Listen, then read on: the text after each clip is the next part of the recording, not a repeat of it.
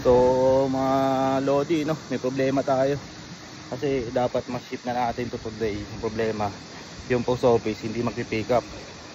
So baka mamaya magka-delay tayo. Nakita nyo naman, ang daming box nito. Oh, diba? Ang dami. So ang gagawin ko ay unti-untiin ko nang dalhin sa post office. Kahit na matagal. Pasampu-sampu lang kasi yung kasya dito sa sasakyan natin.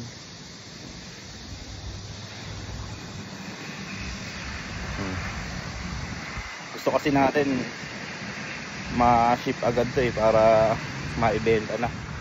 Pag marami na kasi naghihintay. So siguro mga 10 balik ako sa post office. Medyo matagal na proseso to. Inuoti ko to kagabi, tapos di rin pala mapipick up na. So nandito na tayo sa loob at pupunta na tayo ng post office.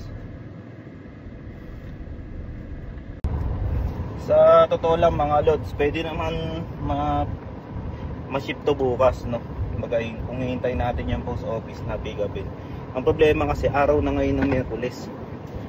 So ibig sabihin, pag hindi dumating ngayong week na to, sa Monday pa nila makukuha yung chicharon. So expected na nila yan na dadating na nitong Huwebes o kaya Biyernes. Kaya kailangan magawa natin ng paraan kahit na mag-ilang balik tayo para lang ma-ship to. Ay naku, ganyan talaga mga Lodi. Siyempre naisip namin talaga yung mga suki at mga reseller namin na naghihintay ng kanilang mga order. So kailangan talaga ng gumawa ng paraan para ma-ship ng mas maaga.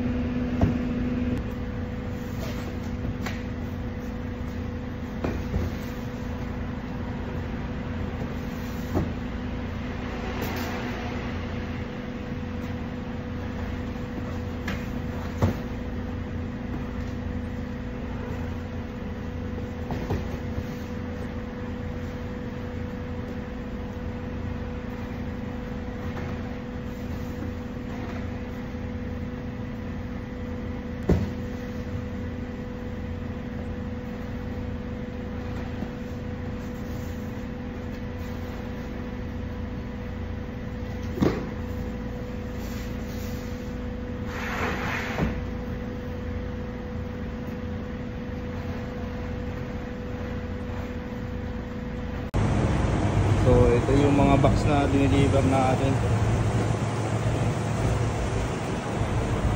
Dami.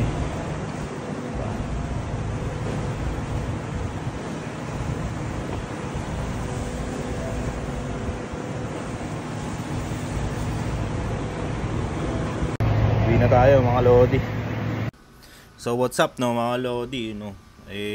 Kanina nakita niyo naman, no? Minanuman natin na i-deliver yung for shipping sa 7 sa post office. Nata niya, ang dami, nakailang balik tayo. Pero kasi akong dalawang reason kung bakit gusto kong ma-ship ngayon. Unang reason na diyan para mabenta agad ng mga reseller natin, no, at makain na rin ng mga nagki-crave nating mga suki, no, mga Lodi. At yung pangalawa, wala kaming malaking space dito. Ibig sabihin pag ganung karami na yung mga box, wala na kaming gagalawan, kaya talagang kailangan ma-deliver na rin siya. Kasi kung hindi yun ma-deliver ngayong araw na to, hindi kami makakapagluto or hindi kami makagawa kung ano man yung gagawin namin. Kasi masikip na yung pwesto namin dito mga Lodi. So yun yung dalawang reason, kaya pinursige ko na rin na ma-deliver din ngayon. So okay naman, saka maaga naman natapos na, no? Anong oras pa lang? 3:30 pa lang ng hapon. So thank you so much po sa lahat ng mga mga suki natin diyan, no. Sana hindi kayo magsawang kumain ng aming twin chicharong baboy. Thank you po. Bye-bye.